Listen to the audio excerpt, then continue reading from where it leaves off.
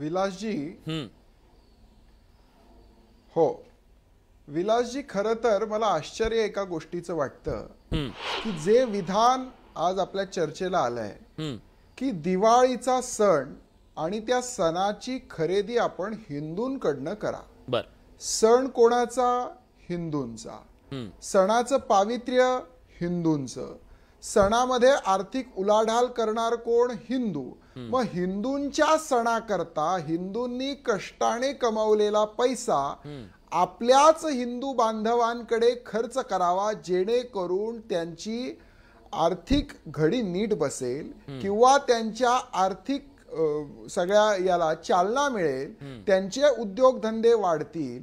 अशा करता जर कोणी प्रोत्साहन दिलं तर त्याच्यात वाईट वाटण्यासारखं काय आहे?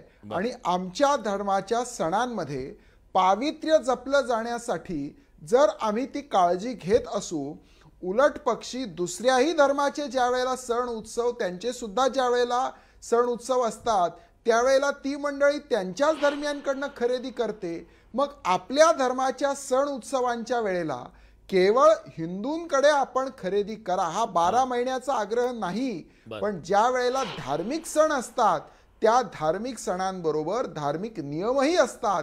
मग आपले हिंदू बांधव जर सगळ्या नियमांचं पालन करून विकत असतील तर त्यावेळेला आपल्याच हिंदू समाजाच्या बांधवाचं पोट भरावं आणि त्याच्याचकडनं आपण माल खरेदी करावा, वस्तू खरेदी कराव्या.